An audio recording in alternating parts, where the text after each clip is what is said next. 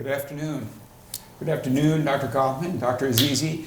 Thank you. We're here to talk about, and what's great is we have all the different disciplines. We have neurosurgeon, neurology, and pharmacology. And much like we do, we don't really treat neuro diseases based on based on our specialty. We do it based on diseases. So Dr. Azizi and Dr. Gofman, we all work together to manage different problems. And what we're going to talk about today is the various types of management for hemorrhagic strokes, intracerebral hemorrhages, subarachnoid hemorrhages, and AVMs.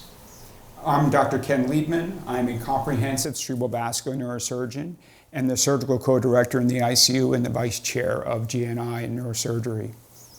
I'm Natalie Gofman. I'm the director of our neuropharmacology program at GNI. I'm Ausim Azizi. I'm a neurologist. So today what we're going to talk about is how we take a patient with intracranial hemorrhage, and we're going to show you different types of intracranial hemorrhage and how it's, just like Dr. Liebman said, not a department where it goes piece by piece, but all of us play an important role in the treatment of these patients. And intracerebral hemorrhage is a multidisciplinary approach in terms of treatment, but also has multiple causes, and every intracerebral hemorrhage is not exactly the same. Dr. Liebman is going to tell us about one kind, and then I will talk a little bit about the etiology and management of this kind of intracerebral hemorrhage. Well, before I do the cases, I think Dr. Gofman, Dr. Azizi made a great point, and I know a lot of centers talk about this, but we really take a comprehensive approach. All the disciplines work together in concert to get and manage the patient. We have a neuro ICU, a dedicated neuro ICU with dedicated neuro ICU nurses, advanced practitioners, Dr. Azizi, who comes from the more medical perspective. Natalie Gofman rounds with us, so we go through all the different medicines and the neurosurgeons. So again, it's a really it's unique in that, again, we work as such a team approach. So the first patient, let's not read the title. Let's just talk about the patient. It's a 57-year-old Caucasian male with a past medical history significant for diabetes, obesity, uncontrolled hypertension, who presents to the ER with an acute onset of right hemiparesis. I mean, how many ER patients? That's like 90% of our ER patients. So obviously, we don't want to give any kind of clot-busting procedure. We want to certainly get a CAT scan first, and I think you see the CAT scan.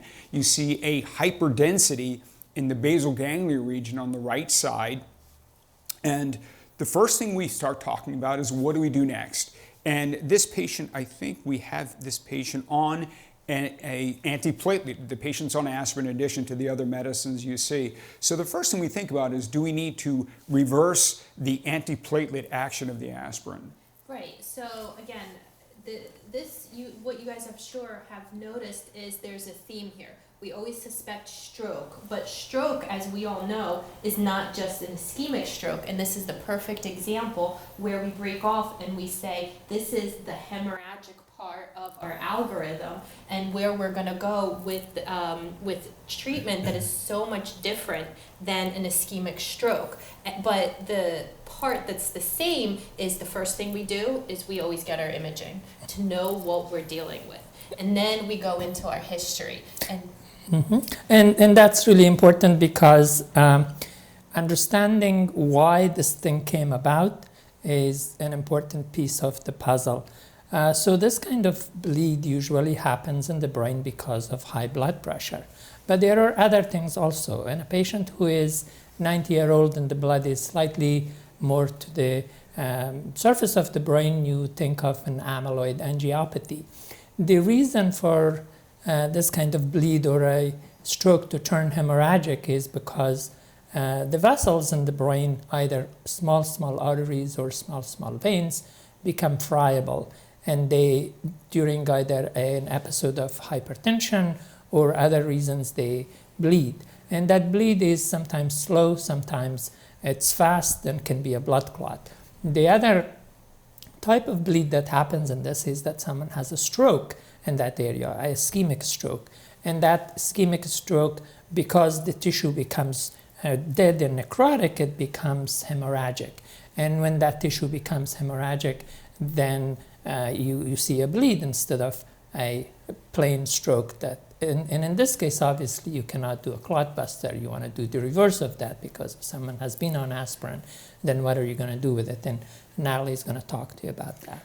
Before we move on, Dr. Azizi, with this history and with this distribution of blood, would you recommend we get any further imaging? Would you do a CTA, an MRI? That's always an important thing.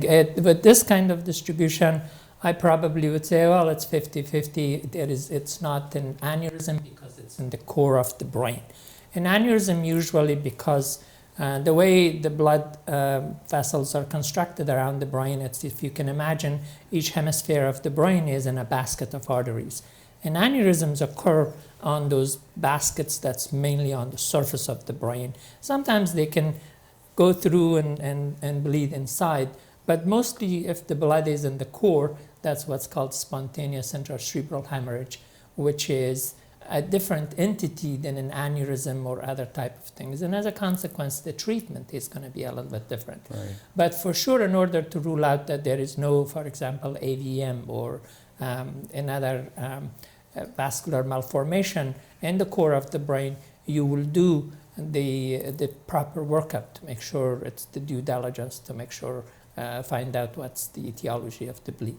And, yeah, I mean, I personally, with these type of bleeds, and the distribution with a younger person, almost irrespective of the age, but in that location with uncontrolled hypertension, I don't think it's necessary to get any additional imaging studies other than maybe repeat CAT scan to make sure, obviously, the bleed does not expand.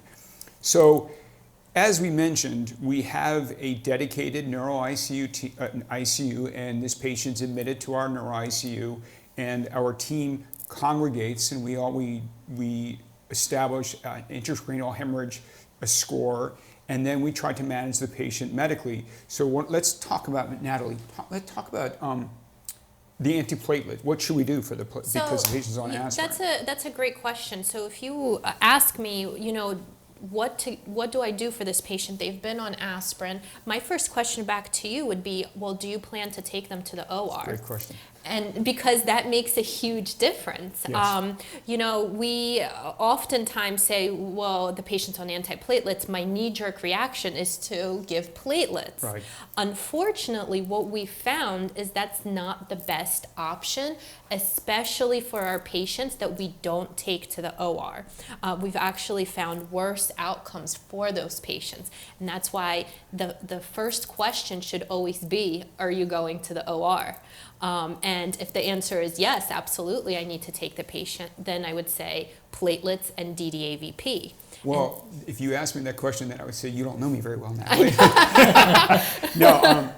No, that's a great point. And my response here would be there is a likelihood, and we're going to obviously segue into surgery, but yeah, there is a likelihood we're going to take this gentleman to the operating room.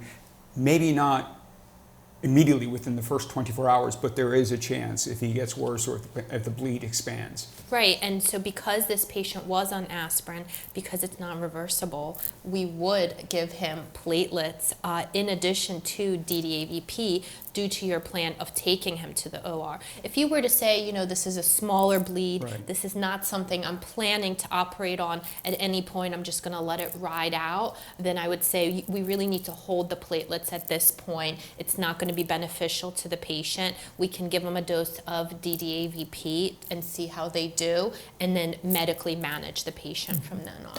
And in practice, usually what you do is you take 2 CTs within about 6 hours. If the bleeding is active and it's going on and it's expanding, obviously you're going to go and try to reverse. But if the bleeding is not ongoing and everything is stable, and sometimes people come in with these bleeds and they're a day late already, then you're not going to do anything and you're not going to give any medications or reversal. And one other point is that the reason giving platelets is not the best thing is because platelets come from a pool and there are lots of proteins of several patients in there. And often you can get ARDS at the worst, or just a minor reaction, immune reaction to the platelets. And because of that, so giving platelets is not a totally benign thing to do. Ausim, what about the blood pressure management? Because even amongst us, there has been some, I don't want to say discrepancy, but some different ideas about ideal blood pressure management for these patients who come in hypertensive crisis. So intracerebral hemorrhage blood pressure management is a little bit different than other types of bleed inside the head. For example, subarachnoid hemorrhage is the one that you should separate from that. With the intracerebral hemorrhage, one of the things that's thought to happen is that if there is bleeding, the bleeding is going to go on the first 24 to 48 hours. After that, it stops. So during that time, the literature says to control the blood pressure, but not too low, a MAP of 100. Beyond that, there is Qureishi's paper from 1990s all the way to 2000s say that you can let the blood pressure float, and because if there is mass lesion in the brain and there is brain swelling, so you need a higher blood pressure to feed the brain. And that higher blood pressure, and one neurology paper that he wrote, he goes to systolic will leave up to 220, but you don't do that. In practice, about 180 is the top blood pressure after the first 24, 48 hours. So the first 24, 48 hours, you manage the blood pressure, keep it not totally low, but medium, and don't drop it fast. But after that, you can let the blood pressure float a little bit and keep it reasonably high so that you could feed the brain. I think that this is actually a great point of why we have a dedicated neuro ICU with trained professionals that understand, especially our nursing staff that understands that having a little bit of a higher blood pressure is okay, and it's not going to be detrimental to the patient. It's actually going to be beneficial to them. I know oftentimes that's one of the most common questions that we get is the patient's systolic is 175. What would you like me to do with that? And we say nothing. This is great. This is exactly what we need to have the blood pressure be. And it's interesting. And the question is, so would you control the blood pressure with PO agents, PRN agents, or IV continuous drip? Oh, it depends on how the blood pressure is. So if it is, so let's say you set a goal of MAP of 100, and the MAP is very high, then you want to drop it down reasonably quickly because you're going to have a risk of bleeding, but not too quickly. In that case, you're going to use the IVs. And that's what I prefer too. Right. Yeah. A drip, and you can adjust it more appropriately to either up or down blood pressure. And then the type of medication that you want to use for blood pressure, maybe Natalie can speak to that. My preference immediately is a beta blocker. And a beta blocker because it decreases the afterload on the heart, and we're going to talk about the heart a little bit. Two, it decreases the blood pressure, and also there's always some element of tachycardia and arrhythmia, and beta blocker can take care of that. If there is a kidney failure, then obviously you're going to adjust the beta blocker for that. If there is a problem where the patient cannot take beta blocker for different reasons, and then the next will be a calcium channel blocker. Absolutely, I agree with you. I mean, we find a lot of these patients, they come in not only hypertensive, but tachycardic as well. And that's why we oftentimes reach for labetalol pushes as our first line agent. And as we discussed yesterday, you give your 2 pushes of labetalol. If, say, nothing happens, you'll go to your calcium channel drip of either nicardipine or clofidipine. And in this, we can go back now to this patient. I don't know if the audience has any questions about this patient, but obviously when we stabilize, we do the ABCs, airway, breathing, circulation, D, disability or disorder, and the patient did stay relatively stable with their airway, breathing, and circulation. We did put them on an IV. I think this patient was on a cardiac drip, and despite we were stabilizing, but over the next 24 hours, this particular patient worsened. He got more lethargic, and on the initial CAT scan there was mass effect. There was effacement and parafalcine herniation. So what do we do next? And we've maxed the medical part. Do we offer surgery? And that's especially with these type of bleeds, that's controversial as well. What are your thoughts about? So the medical part, it kind of, so over time, I guess I'm aging myself, it has been going in circle. One of so early 2000s, maximum medical management, including Mannitol and Lasix plus other things, is given so that you could decrease the brain volume and as such decrease intracranial pressure. Then in the middle of 2010s or so, it said, well, we ought to really go directly for crani decompression with a large crani, and then, or the whole MISTY trial with decreasing the blood clot and so on. And then now the most recent article came out about 2 years ago in New England Journal. The consensus is to maximize medical management by giving the pressure reducing things, including Mannitol and hypertonic saline, before going to surgical treatment. Right. So if that doesn't work, then you're going to go to surgical treatment. And you brought up a great point. I mean, there was the earlier trials. I don't want to go overwhelming with the trials, but there were the Stitch trials that really did not show any benefit with surgery. Then the MISTY trials, and then there were some anecdotal stories about minimally invasive. And we have found that and many centers still do. It's not just historic. Many centers still do. If the patient, despite maximum medical management, doesn't get better, they go through a big hemicraniectomy, a maximally invasive procedure. But we found that, and we did our own smaller trial, if we use a minimally invasive approach, we can get good results and get the patient out of the ICU. And that's a segue for the next slide. So you see here, this gentleman was actually getting worse despite 3% Mannitol, maximizing Ausims and everything, and he needed intubation. We controlled his airway, breathing, circulation. His follow-up CAT scan showed a slight increase in size of the bleed. So we took him to the OR and did a little bit more of a novel, minimally invasive approach. And what we're able to do, this is done in the operating room, and you can see on the slide to your left, it's a two-man procedure. We use image guidance, so an intraoperative GPS. We use an endoscope, so we have a camera that's taking us directly into the clot, and we have this special device that's able to vibrate, so it morselizes the clot, irrigates, and sucks the clot up. Can you advance?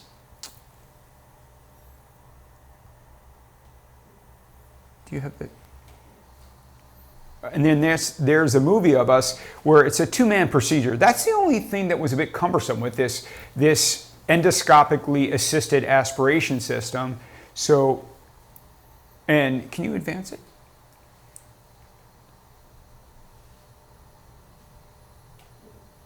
So what we're doing is to the left of your screen is what we're staring at in the camera. We're actually looking at the clot, and it could be a movie, but there's a device that goes in and out that morselizes the clot, aspirates the clot, and then if you advance it, again, one of the early generation, it was a two-man procedure. So we helped design this newer device where you can see it's a one-man procedure. Everything is confined into one small, easily managed endoscope, GPS, and aspiration system. And then we get immediate CAT scans.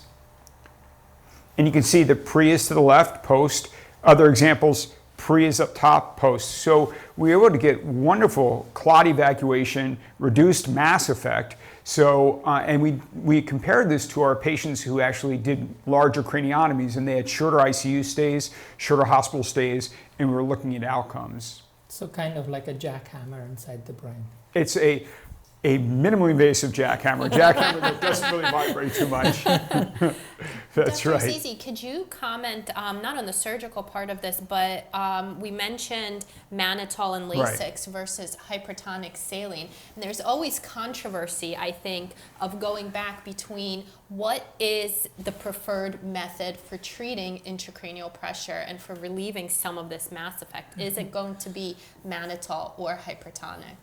Thank you for that question. That's great. There are two issues with that. One is the mechanical or osmotic, which is the physical problem, what happens with the brain. And the other is the chemistry of the whole thing. So with Mannitol and Lasix or Mannitol alone, you introduce colloid type of solution, and they are inert. And what they do is that they absorb the water from the brain and drop it into the intravascular volume, and then you pee it off with the kidneys. With the crystalloids in general, the problem with crystalloids is that they diffuse across the vascular system relatively quickly. And if you want to fatten up the intravascular volume, you kind of give continuous hypertonic saline. The other thing is the chemistry part, and the chemistry part is that the best result for hypertonic saline has been because it neutralizes the inflammatory cells in the intravascular area.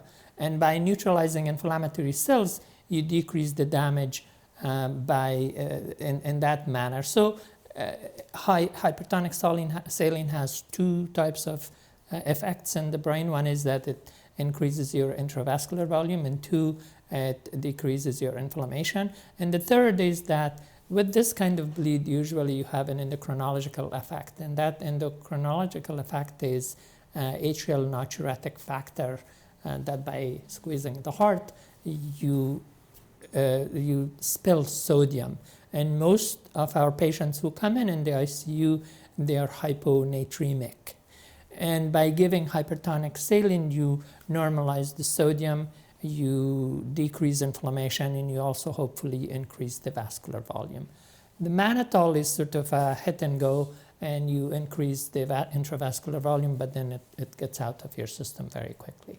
And I don't know if your experience is the same, but when we used to do Mannitol every 6 hours, we used to have to titrate it so slowly because patients would have rebound ICP issues where we would go, so slow, and we would decrease it to say every 12 hours and then have to go back, and it was just awful back and forth, whereas we don't see that at all with the hypertonic. Yeah, because the mannitol does, like after 3 days, does cross the blood-brain barrier, so it can actually, as Natalie said, if you just remove it acutely, you can get a rebound effect. Because now the cells are hypertonic compared to the surrounding brain.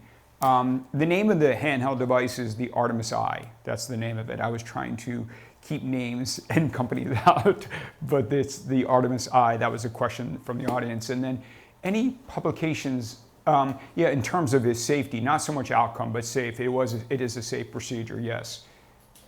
So we have also a question about the safety of hydralazine in intracranial hemorrhage. Hydralazine is safe, but it is not our preferred agent because it does not offer as predictable of a blood pressure decrease as some other agents that we have. It's great to get you over that hump. So if you have a spike, if say you're turning the patient or the patient is experiencing a little bit of pain, they can have blood pressure increases. So it's good to give you a little bit of that bump that you need, but it's not something that we would place a patient on as first or even second line therapy to treat blood pressure acutely. One other comment about decreasing intracranial pressure is that all of these medical interventions that we discussed are supposed to be temporizing. In other words, they're not treatment or final decreasing intracranial pressure. That's going to be mostly mechanical by surgical treatment, but these are temporizing. In other words, somebody's intracranial pressure is increased and it's just edema, then you can do mannitol hypertonic saline. But if it's an expanding blood that is sitting there with a mass, then hypertonic saline and mannitol works only for a few hours. And after that, you have to do the definitive intervention. It actually just buys you that time until the patient can be prepared for the OR. But that's a great point, and it's really going to be an excellent point when we talk about some of the cases we're going to show later. And that's it's a pet peeve of mine that people sometimes in the more in the trauma area where they're not necessarily the neuro patients or neuro people are taking care of the patients. They just keep giving temporizing agents and they don't get a repeat CAT scan and say, look, it's time to go to surgery because you're right, the outcome is going to be better. We're going to immediately take the mass effect away from the brain. That's a great point. Do we have any other? So the next question we have is, what is the recommendation to monitor and treat systolic and MAPS with intracranial hemorrhage? I prefer to treat mean arterial pressures. It's really more of a continuous pressure that the brain is seeing as opposed to the systolic blood pressure. That's why I do tend to focus on mean arterial pressures. And that's when Ausim, we asked her, like, what is the ideal mean or the systolic pressure in this? I think we talked about that. Yeah, so the difference, I think the confusion often occurs when we're talking about a blood pressure, that's somebody walking, talking outside, and what should be the blood pressure. And there is a recommendation from American College of Cardiology, and they usually look at diastolic. But the mean pressure in the ICU, which is the acute setting and has nothing to do with how you're going to control your blood pressure when you're walking, talking, is going to be really important because that's the only thing that correlates with perfusion of the brain. It's the mean arterial blood pressure versus the intracerebral pressure that's going to be, or the difference between those is going to give you the perfusion, and perfusion has to be always normal. That's exactly right. So that's why monitoring is important. How do you monitor that? Obviously, we prefer to have an arterial line that's directly monitoring that. So if a patient is really critical and needs that, we do drop an arterial line.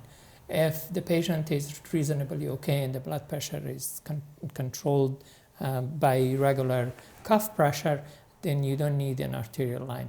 So the reason for an arterial line is that, again, as I think the theme has been, that you have to have a multidisciplinary ICU. And the nurses will have a better handle on where the blood pressure is and when to intervene and how to give and when to dial back. And that's a very important thing in the ICU is when do you dial things back? Because you can't continue doing certain things because that's just not sustainable and the patient isn't going to tolerate that. And that's why it's so important in the neuro ICU that we have Q1 hour neuro That's right. checks.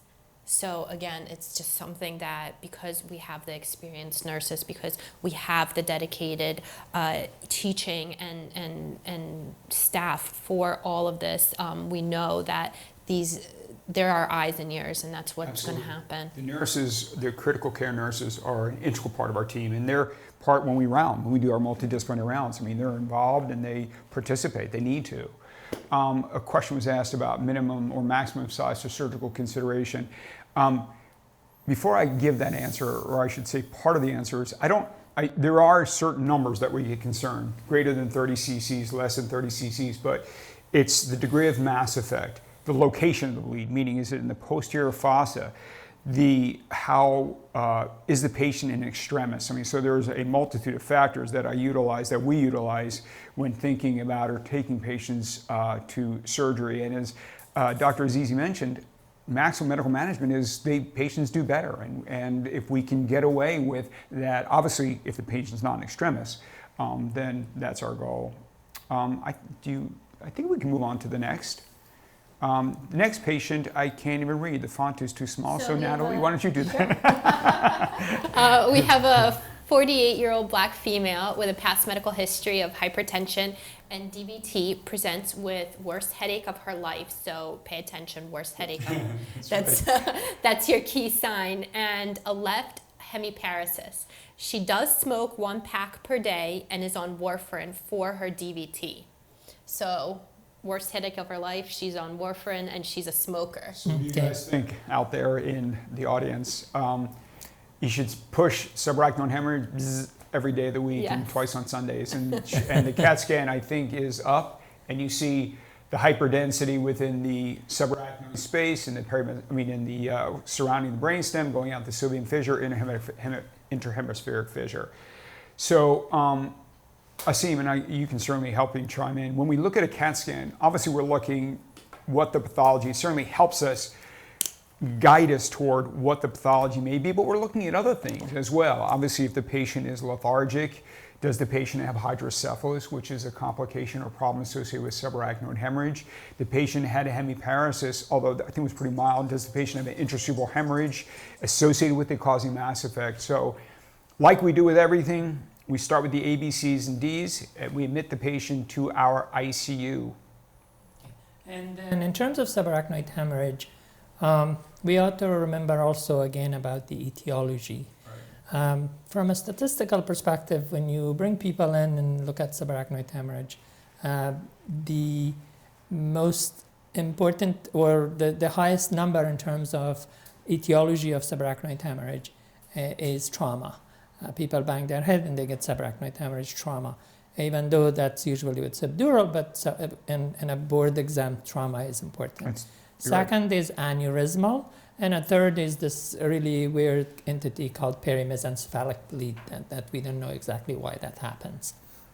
So when you look at this picture, this is more aneurysmal, and the reason for it is that the blood is not on the surface of the brain, but it's more in the circle of Willis area. So 80% of blood that comes in the area of circle of Willis is going to be aneurysmal. And in this patient, why does she have an aneurysm in the circle of Willis? Smoking, smoking, smoking. Yes. That's sort of the most important reason for people who have acquired aneurysms. And if you quit smoking 12 years later, your aneurysm actually goes away. And that study was done a long time ago. It's published in New England Journal. So the etiology in this case is going to be aneurysmal rupture around the circle of Willis, and its etiology is smoking. And obviously, the only recourse you have is to secure the aneurysm. Right, but obviously, but we admit the patient again to our ICU, and our team descends upon the patient. We want to get everybody. We need to understand as a team the grade of the patient, meaning how sick they are, the degree of blood or the amount of blood on the CAT scan, because that's going to help predict future problems that may occur after the aneurysm is secured. And as Dr. Azizi said, which is exactly right, the most important thing within the first 24 hours is secure the aneurysm so it doesn't rebleed. But the patient is on Coumadin, on warfarin, so I'm going to call Dr. Gofman, Natalie, and say, Natalie, help me out. What should we do to reverse it? Taking the patient to the OR. No. And I say, you know the answer to that. Yeah, right. Yeah, so warfarin, I mean, luckily with the invention of the DOACs, we've seen less and less warfarin bleeds, which is not to say we haven't seen now more DOAC bleeds, but with warfarin, our tried and true right now is to give them factors. So 4-factor PCC is the only FDA-approved reversal for warfarin-related bleeds, any kind of warfarin-related bleeds. We oftentimes will say, oh, okay, this is the new sexy drug, we're going to give this, but what I always say is don't forget about the vitamin K, because the 4-factor PCC, it's going to work right away, and then 12, 18, 24 hours later, that INR is going to start to creep up again. So you need that vitamin K to start working at 12, 18, 24 hours later. Exactly. And often before we actually secure the aneurysm, if the patient is becoming more somnolent, we'll often put a ventriculostomy or a catheter into the brain to drain the fluid to compensate for the hydrocephalus that's forming. So can we move on to the next slide or the next pictures? So this patient actually that presented had some minimal subarachnoid, but it wasn't as obvious. But what you do see on the bottom screen is an obvious well-circumscribed circular, looks like a vascular dome or an aneurysm with a mural thrombus. The top slide shows a CT angiogram, and clearly there's what depicts as an aneurysm emanating from the internal carotid artery, intracranial internal carotid artery bifurcation. So as Natalie and Ausim both said, I mean, the first and foremost, we need to secure this aneurysm. And we as the cerebral vascular neurosurgeons will say to the patient and the family, we're going to take the patient, and when the patient comes back, you're going to have a Band-Aid just on their groin or a Band-Aid on their head, but the aneurysm is going to be secured. So the first thing we do is, the first and pretty much the last place the patient is going to go before coming back to the ICU is what's called a biplane angio suite, which means that we're able to look at images both AP and lateral simultaneously. And we have a very fancy biplane angio suite that can convert to an OR. So it's called a hybrid room. So all we have to do is rotate some lights and beds, and we can convert it from an angio suite to an OR suite. This person, because of the size of the aneurysm, the location, the edema, And there's a lot of what are called perforators around the base. We thought that endovascular treatment is a better route. Can we go to the next? Let's talk about, before we jump out, do we already talk about the ICU management before we jump onto the treatment? Why don't we talk about some of the medical management that's up there? So before, should we go before the treatment or after? We can jump ahead. It's so why don't wherever we you jump ahead and then come back to that? Okay. Yeah, so here's the aneurysm. I didn't want to take the exciting part is the treatment. No, that's terrible. Well, obviously. No, but, so The thing is, I wish the patients would say, "Oh, thanks, doc. I'm gonna go home now." That's not gonna happen. I know. no, your part it's more important than my part. Anyway, so this gentleman, or this person, I should say, excuse me, underwent coiling, but we couldn't just primarily coil the aneurysm, meaning just put these small little platinum slinkies inside the aneurysm, because as you can see, the dome and the neck, they're very wide, and there would be a much greater chance that the coils would prolapse into the parent vessel, causing a stroke. We don't want to do that.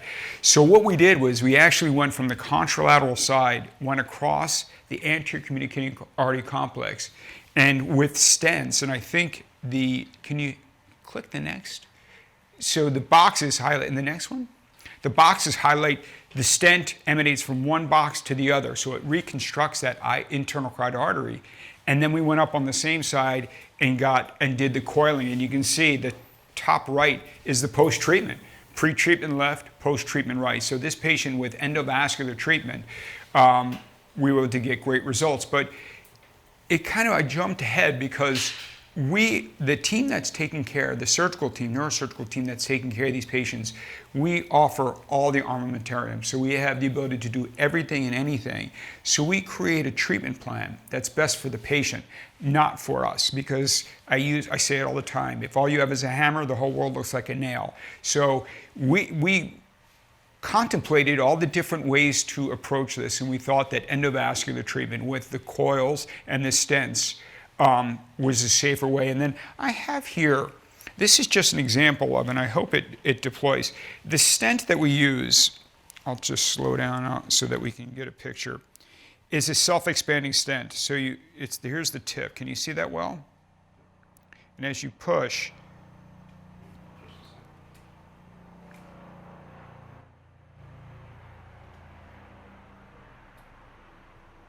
see, here's the stent coming out. Do you see that?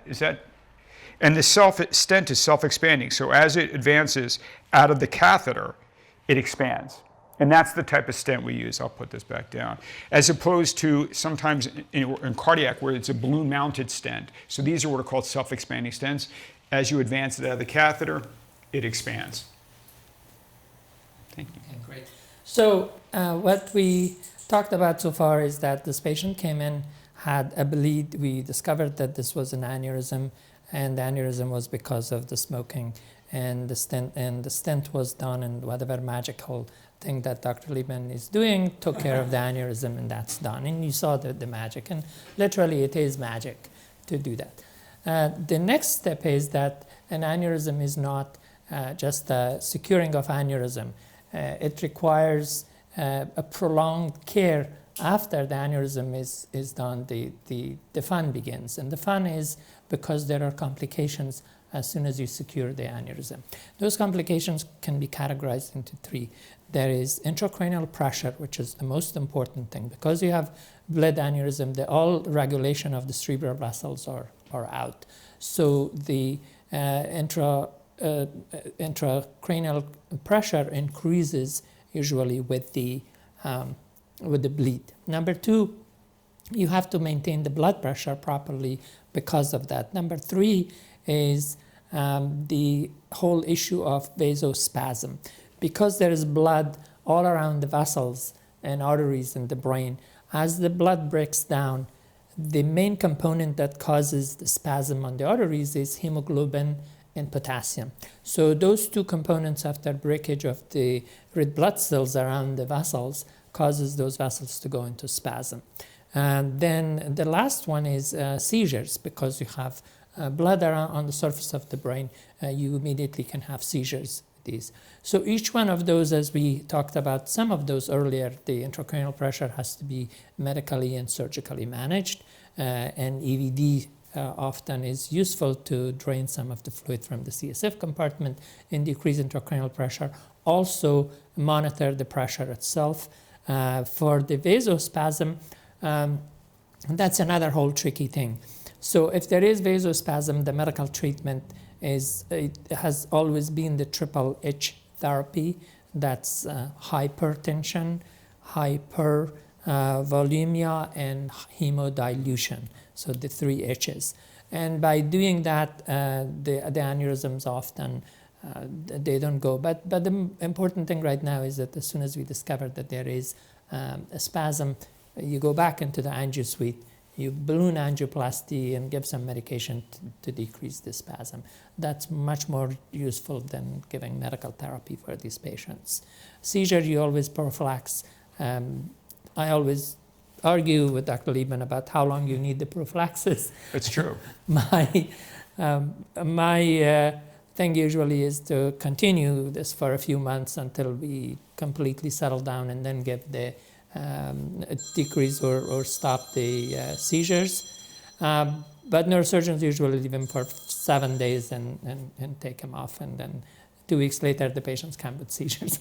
Yes, well, because as neurosurgeons we were like, okay, we did our job and we're the best. No, but it's actually a really good point, and we have moved towards less in terms of nimodipine. We don't necessarily continue that out 21 days, which had been the standard of care. Anticonvulsant therapy, which you're exactly right. We tend to, unless there's some outstanding reason, the patient had a seizure, the patient has a cortical hemorrhage, even I tend to be a little bit, I would say aggressive with getting the anticonvulsants off, and I do agree, that seems right. We do have these discussions, and I tend to taper off. In the neurosurgical literature, we're tending to taper off the anticonvulsants, and that is in our literature a lot after roughly a week.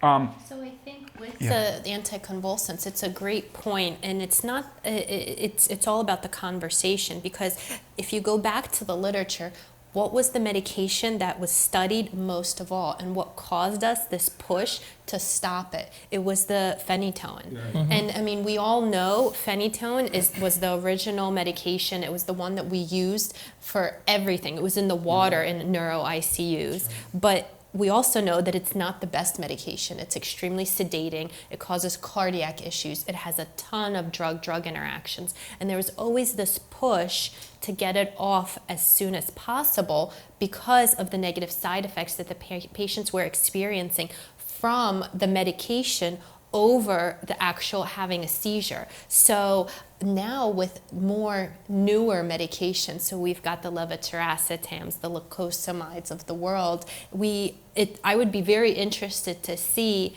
what the data would show if we use those medications for prolonged periods of time. Are we going to have the same outcomes as we did in the past with phenytoin? Just to go back, and that's a great point. That's a great point. The entire literature on epilepsy, including this giant thing that comes out every week as epilepsia, is dealing with that basic thing: treat or not treat, and what to treat with. The point here is, when you get enough gray hair like me, and that you realize that whenever you have a lesion in the cerebral cortex, it doesn't really matter what it's from, either blood by subarachnoid hemorrhage or intracerebral hemorrhage or a tumor or trauma, you're going to be epileptic. That should be separated from probability of having seizures. So an epileptic person may have a lot of seizure, may not have a lot of seizure. But if you have a lesion on the surface of the brain on the cerebral cortex, you're epileptic. Then the probability of seizure later comes up because of other stressors. And those stressors are metabolic, toxic, alcohol, all-night dancing, partying, etc., that can bring on a seizure. So do you treat people for the number of seizures, or do you treat people for the condition that's underlying in its epilepsy? So if you're having benign medication, as Dr. Gofman just said, then it's good to keep people for a few months on those medications. And then if EEG is normal and everything is working, take the medication off, knowing that the final risk is not done. You're just basically saying, okay, I'm really low risk and I'm not going to buy insurance about this thing. Right? I'm not living in a floodplain, so why do I need flood insurance? But ultimately, you're going to have flood, and you're going to have. But is it worth it to keep people on medications for years and years or months and months, and especially medications that do have side effects? So one of the side effects of Keppra is mood change. And for younger people especially, where we see that they have a lot of surgeries and aneurysms, that's not the best medication. And then Ausim, you touched on, and it's really important in terms of the different management post-treatment. Now, in the subarachnoid hemorrhage, we have to worry about the things you mentioned, the vasospasm, hydrocephalus, seizures. So we are very aggressive with monitoring, or let me say we're appropriate with monitoring our vasospasm. We use what's called transcranial Dopplers, which is depth-dependent ultrasound to measure the velocity of blood going through the blood vessels, the arteries. We use that in combination, obviously, with the patient's exam to see whether or not they become symptomatic versus just vasospasm, because you can have vasospasm without the delayed ischemic neurodeficit. And we don't usually, unless we don't have an exam, we don't usually take the patient in the angio suite just based on one study.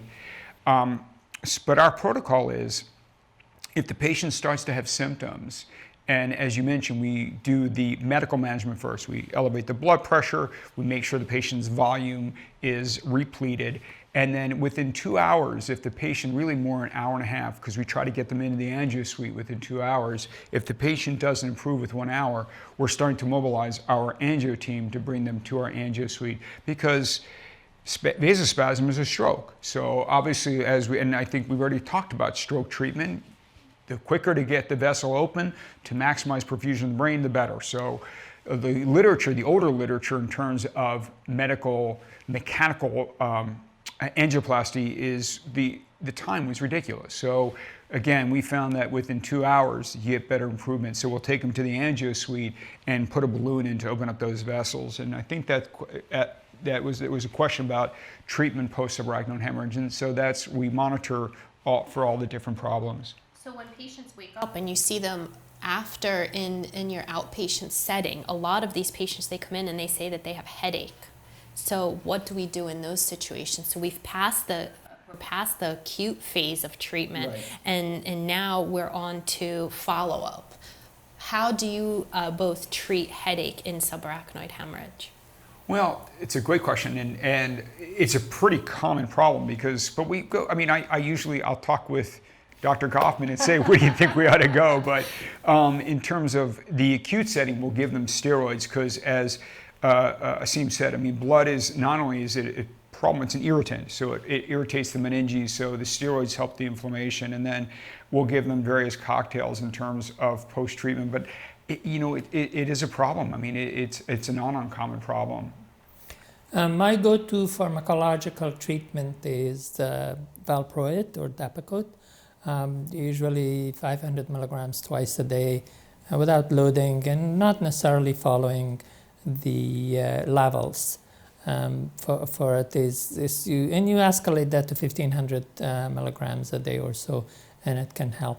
And that's great. You kill two birds with one stone, because you also give them seizure prophylaxis at the same time. Mm-hmm. And the other piece that's kind of we don't pay attention as much is the neurobehavioral aspect of especially clipping an aneurysm in the ACOM. Because the frontal lobe and prefrontal lobe gets injured, and people either become apathetic acutely or become very aggressive, and those kind of personality changes occur. And it's not so much that we can do anything about them, but it's important to describe and explain to the family that, hey, he may have this and this and that, and you got to be his brain for these. They're usually directable, they're not usually malignant. And fortunately, they usually become better. So the neurobehavioral aspect of subarachnoid hemorrhage is another important thing to remember. Natalie, can you, again, age and font? We'll go to the third case. We have a 28-year-old presenting with new onset partial complex seizures. She had no significant past medical history and was neurologically intact. I'm sorry, just before we move on to this, I just saw there was a question. It says, how do you know it's vasospasm and need to go to the OR? Well, if someone has, there are certain peak periods of vasospasm. You rarely see vasospasm before subarachnoid hemorrhage day number 3. Then the peak period is roughly 6 to 8 days. So as I said, we measure the transcranial Dopplers. We look at what are called the velocities and certain ratios. I don't want to get into the details of the numbers, but if someone has a neuro deficit, if they have either, obviously if it's the left side of the brain, they have right-sided weakness, speech problems, if they have greater headaches, there are certain signs that we look for.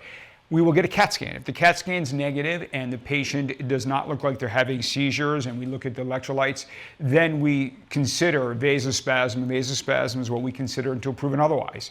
So we will get a CAT scan just to make sure there's no structural problem. And then, as we said, we're starting the medical management, and if they don't improve, we take them to our angio suite. So we know the problem based on what time frame they're having symptoms and what type of symptoms they're having. So one thing to add to that, so the reason vasospasm is problem is because that will cause a stroke. You spasm a vessel, you block so what you're going to look for is basically stroke signs and symptoms. Correct.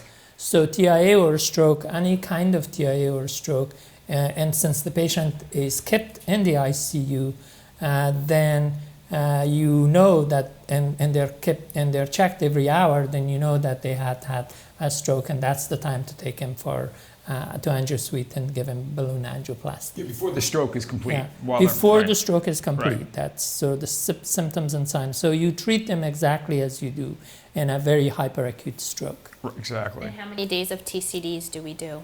We will do, it depends on the type of bleed. So Dr. Azizi mentioned this benign perimesocephalic. So based on, but if it's truly aneurysmal bleed, we'll continue the TCDs for as long as the patient's in the hospital. Which is about 2 to 3 weeks. So Right. our average is 2 to 3 weeks. After securing the aneurysm, you keep patients under observation, continue to monitor TCD, and continue to check for signs and symptoms of stroke. I mean, I'm sorry. Yeah. And Based the on signs and symptoms of stroke is what really clues you in as to when the patient should go immediately to the angio suite. And historically it was 21 days. 21 days nimodipine, 21 days transcranial Dopplers, but we've moved a little bit more aggressively. So this third case is a young person, has a seizure.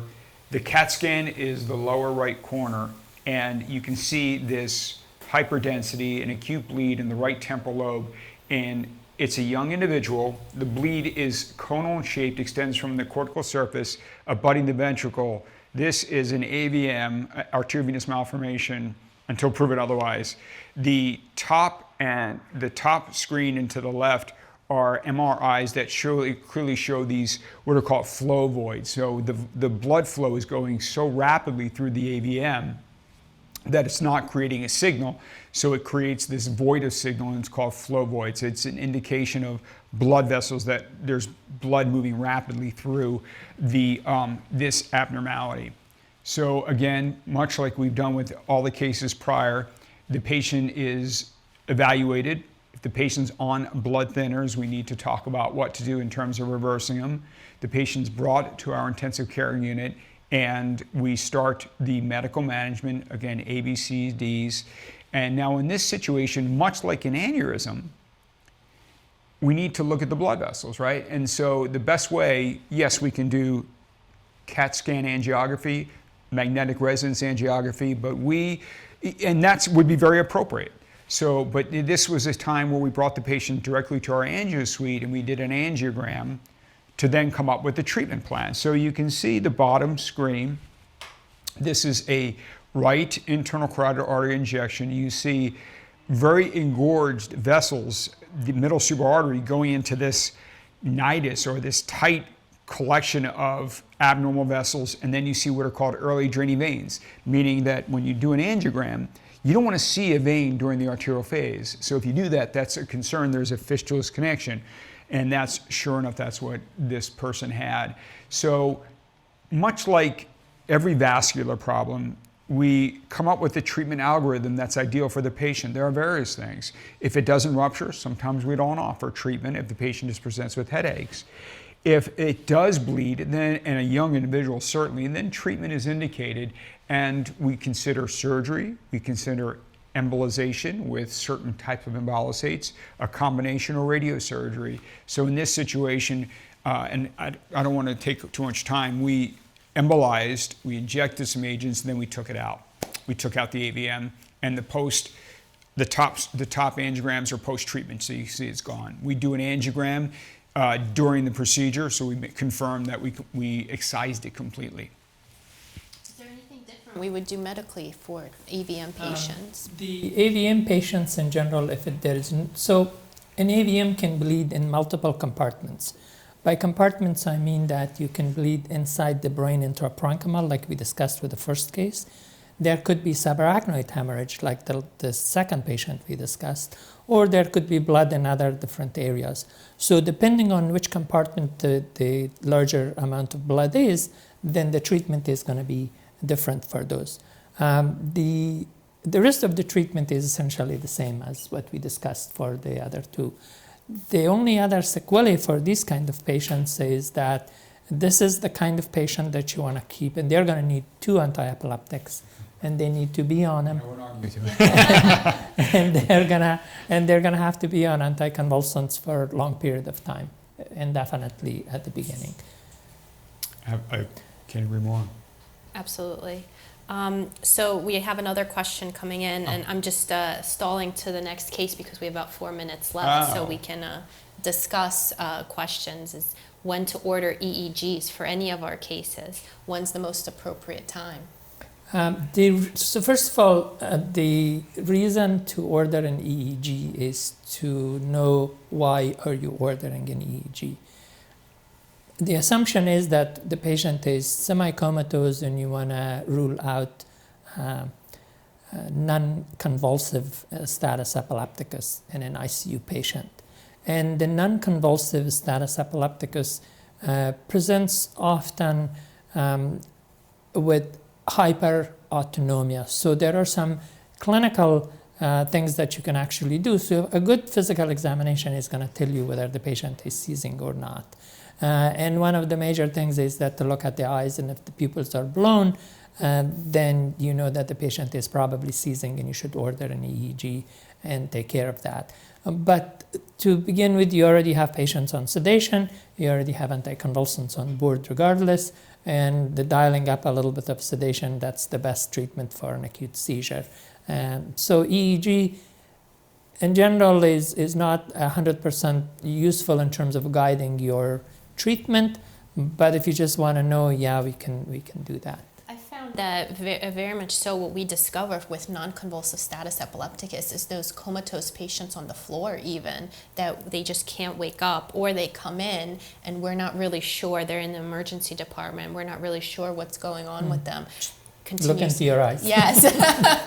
EEG really helps because, you know, and that could be several days later if a neuroconsult is placed, you know, a little bit later, or there's delayed care because there was a different treatment path that went in. Continuous EEG really helps open the picture with epileptologists will tell you anytime you have unexplained change in mental status, there should be an EEG because there may be a seizure, especially a patient who has had brain injury. Very good. Thank you. So we're just about done with our session. We'd like to thank everybody for tuning in and all of the great questions. We greatly appreciate it, and we hope to see you soon. Yeah, reach out if you have any questions to us. And it depends on how we see you. We would like to see you, not necessarily as patients, because we want to see you soon as that. But thank you.